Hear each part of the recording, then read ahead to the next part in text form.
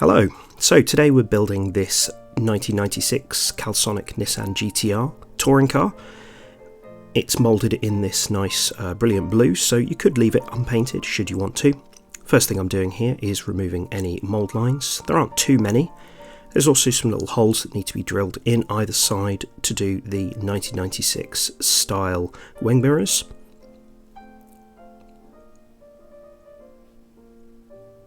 It's a good idea to do that through both sides just to remove any excess plastic.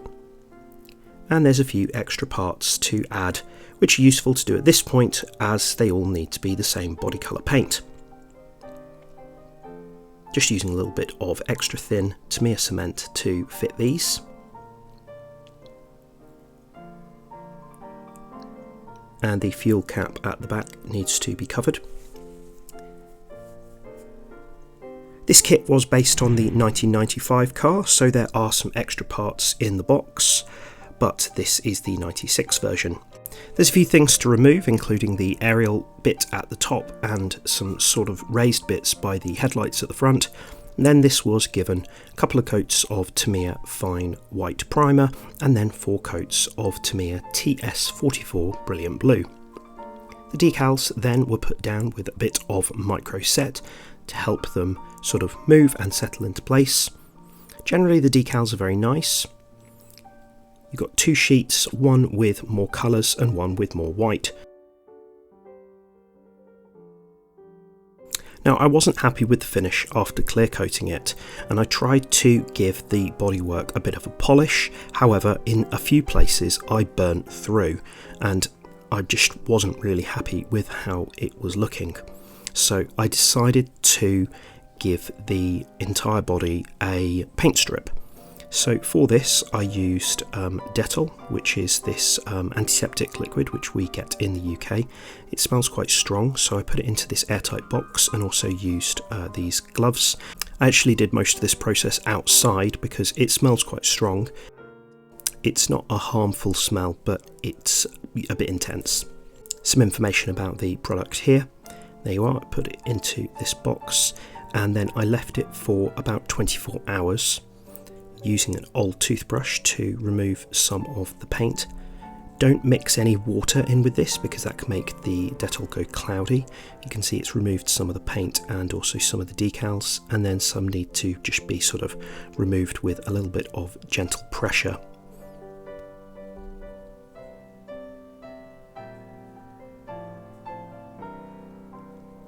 It's difficult to see where the paint and decals have come off on this kit because the plastic is the same colour as the paint, unfortunately. So once that was all off, I did then give it a rinse in clean water and it looked like this. I gave that a little wet sand to try to smooth down the bodywork as best as possible, then gave it 2 coats of fine grey primer and 4 coats of TS44 Brilliant Blue. Made sure to wet sand this in between every stage before doing the final stage, and then went on to the decals. Now for this bonnet decal here that goes into the NACA vent, it's a good idea to remove any carrier film from the outside as you want to fit it as carefully as possible into the inside of the vent.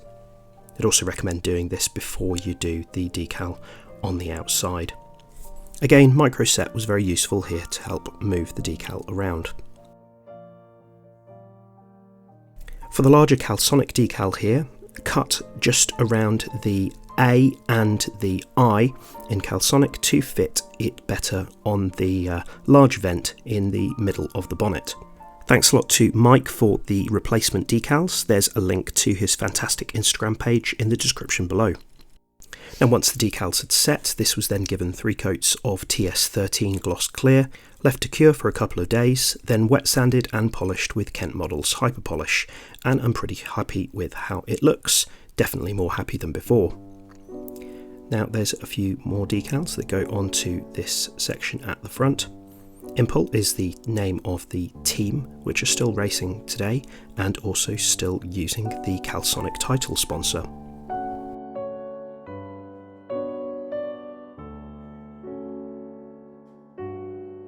There's a few sections of this front bumper which need to either be silver or black, but I'll do that once I've clear coated it.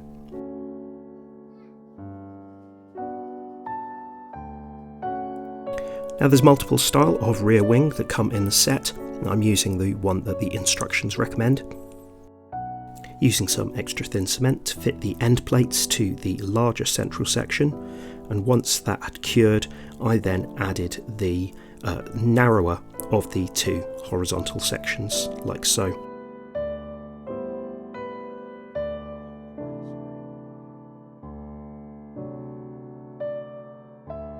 Now the Calsonic decals on here have quite a bit of carrier film, so you may want to remove some of that before attaching them.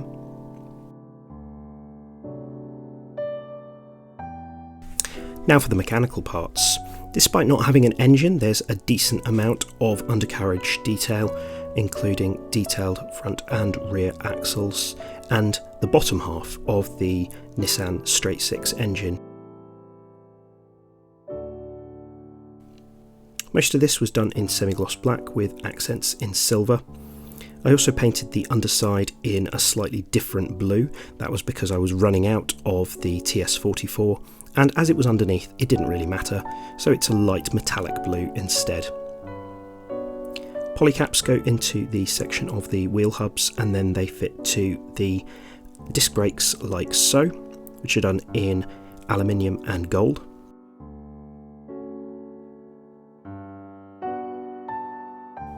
The fitment of these parts is all very good.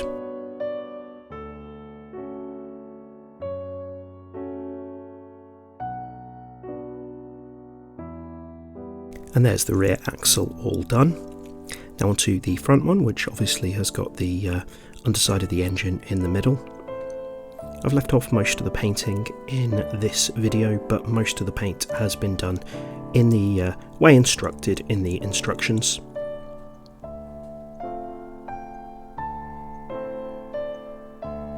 You can turn these front wheels if you do it carefully, and there you've got the controlling arm which goes on like so.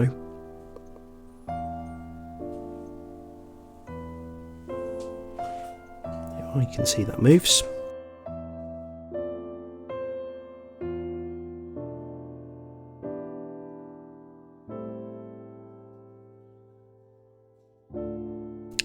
Now the suspension springs needed to be metallic blue, so I painted this all in silver and then used this blue Sharpie to colour in just the springs, and that just picks it out quite nicely, I find. Then you've got some smaller suspension parts which need to go in either side.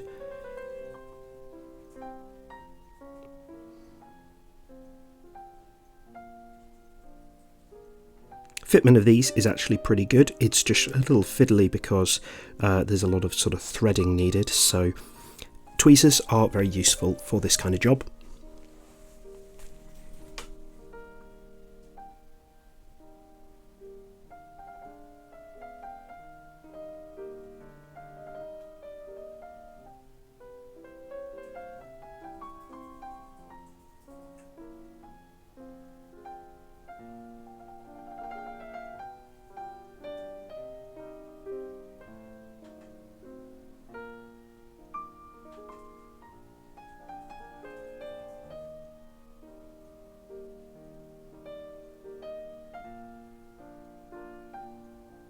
You can see I've added some silver details to the underside, including where the side pipe exhaust comes out and a few of the screws. I'll also add a little bit of weathering powder just to sort of dirty this up a little bit later. But yeah, all the mechanical details fit really nicely on the underside.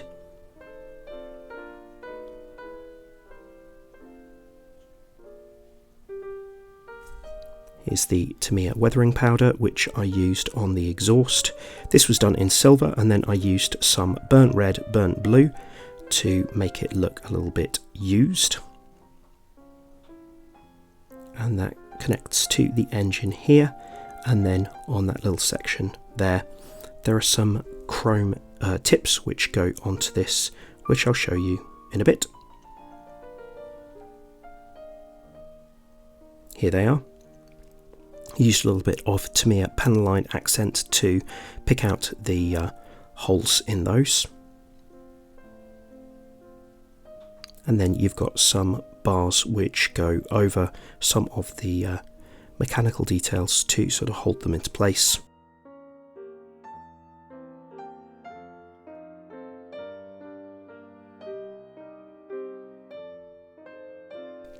Now the chrome sprue is done pretty nicely.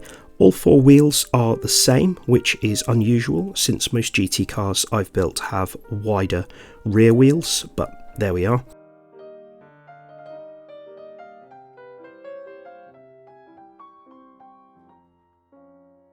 These are all missing the wheel nut as well, which will be added later. Now you've got these Tamiya reverse decals here, which are a little bit annoying. I find these curved nail scissors quite useful to cut them out.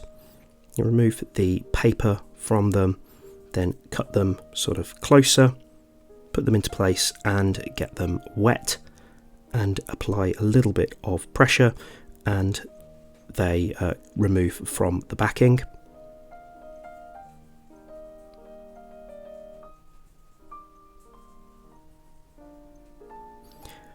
Thankfully they provide you 5 in case you make a mistake.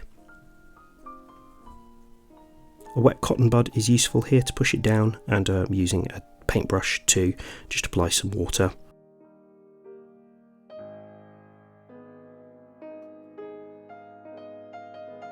Finally give them a little douse in this Mr. Mark softer to just help them apply as best as possible.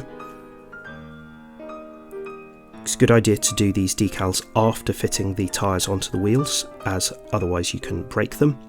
And then you've got these 4 little pins which very carefully go into the middle, and then put your finger over them to push them very gently onto the hubs.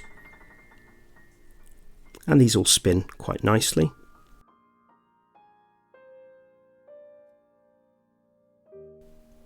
Right then, on the interior you've got this rear sort of parcel shelf which needs to be partly in blue and partly in black. And then you've got things like gear stick and handbrake. Pedals are semi-gloss black.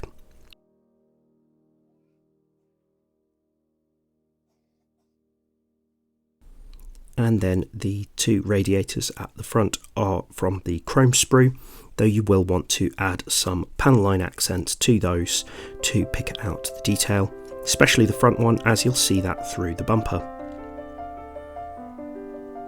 Now the roll cage here I decided to leave in the bare plastic as I felt it looks fine, and there are a few details on that which need to be picked out in either black or silver.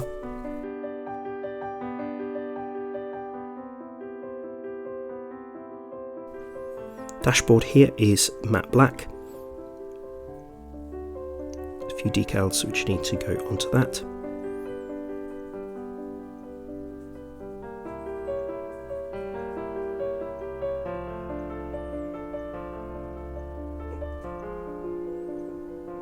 I also used Posca paint pens to pick out some of the pins and switches. You've also got this little screen here which you may need to sand, as I found the fitment wasn't great. And then you've got the little digital display for the rev counter which goes on top of that.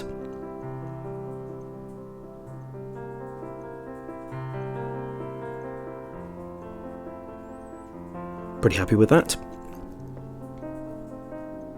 There's a few different steering wheels in the set. This is the one that I was instructed to use. Again, Posca paint pens, useful to pick out switches. And that goes on top of the roll cage on both sides. I used the Eduard Photo Etch 6-point seatbelts for this. You can see the link to that above now. I attached the seatbelts to the roll cage, however some people told me that that was a bit too high, so I moved it later on. I used plumber's aluminium tape for the mirror, in the review mirror I should say. Rest of it was done in black, and then the mirror just went on like so.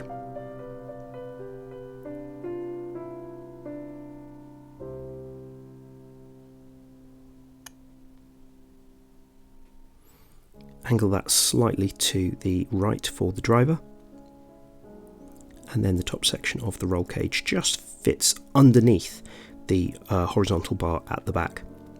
But as I'd left this unpainted, it glued together really nicely. There you can see the seatbelts are a bit too high here, so I moved them later on. Then you've got the door cards, which are done in mixture of matte black for the door itself and same TS44 for the body section. Now when it came to the window trims, I masked around these sections and scored around those edges, then added some semi-gloss black. And the inside of the rear lights were done in silver.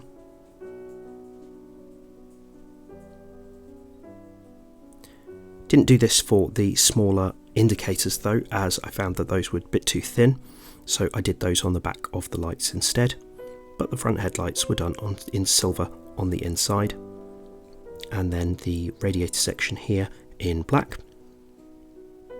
It's a good idea to do this after clear coating it, as that way you can remove the paint more easily without damaging the decals. Using Revell matte black for these sections.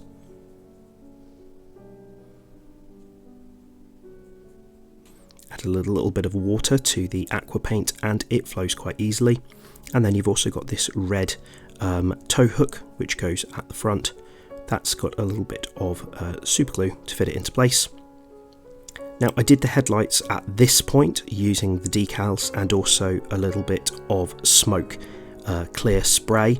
However, they got damaged when I tried to fit the bumper later on, so I removed those, then removed the decals and redid them using the spares from Mike. Here you can see me reattaching the seat belts to the parcel shelf, and then there's also the inside of these vents which need to go on at this point. Decided to do it at this point so that those didn't gather up paint when I sprayed them earlier. The lights have been done in red Sharpie. Unlike the road car, these were all solid red and didn't have orange centres. And the little indicators here were done with silver on the back and a little bit of orange Sharpie on the outer sections. Made my own window masks using some masking tape, and then those were painted in some matte black on the insides, very carefully so as not to get any bleed on the underside of the masking tape. This was difficult, and I definitely say a downside of this kit is a lack of window masks. Now you also need to mask and spray a sunstrip in Tamiya Smoke, which I did, but then later when I added the decal over the top, it completely covered it. So it would be good to measure these before doing it. Now this is also a mistake that I made on this kit. Don't add this chrome sticker at this point. Do it later when the body is all put together, as I found that the side pipe exhaust wouldn't fit through the sticker, so do this later. Don't do it now.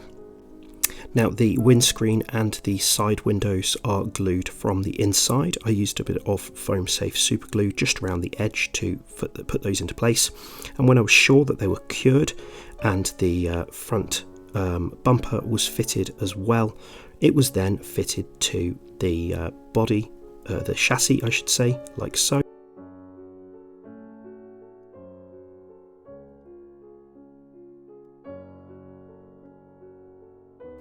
This was a little bit of a challenge.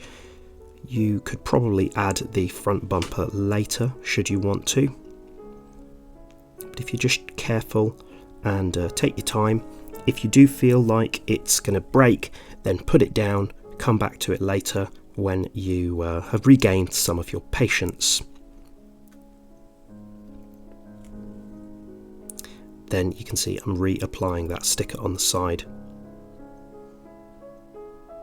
There's a couple of clips for the rear windscreen, like so, one at the top and two at the bottom.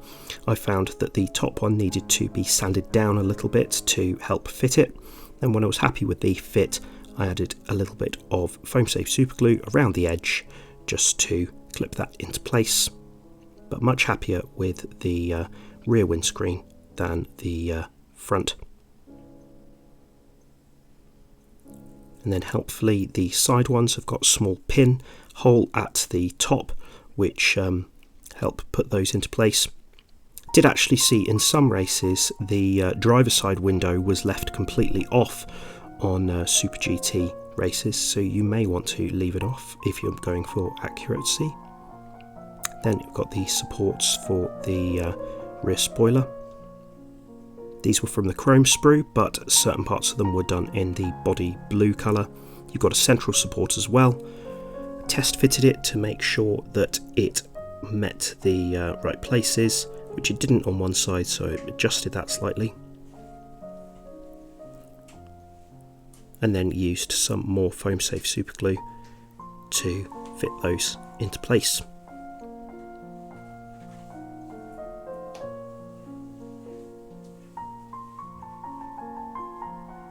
Got some decals which go on the windows, including this Potenza one on the back.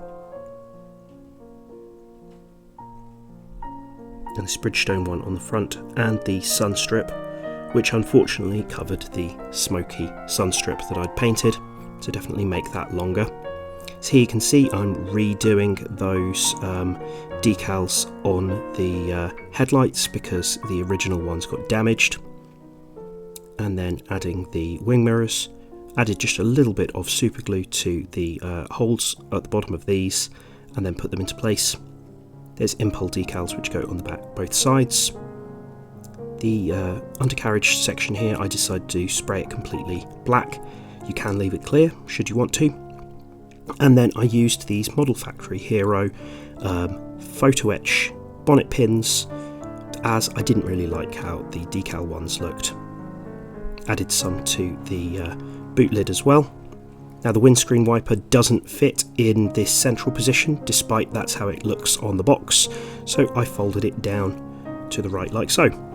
And there we have it. I'm pretty happy with how this turned out, considering the circumstances. For value, I would give this 5 out of 5. You can pick it up for about £20 to £25. Just 3 out of 5 for assembly, due to the front bumper and the lack of window masks. Accuracy is 4 out of 5, it could do with some photo etch and some mesh for the front, as well as proper seat belts. 4 out of 5 for Tamiya quality, however you can tell that this kit has been based on a different model. For legacy, you can see just how well it pairs up with the Tom Supra, so I'm going to give this a 4 out of 5.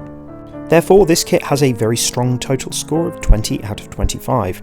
I do recommend it, although do be careful as it's not quite as simple as it first seems. Let me know down below if you've built this one yourself, how you got along with it, and if you have any questions or queries. Thanks a lot for watching. I'll see you soon.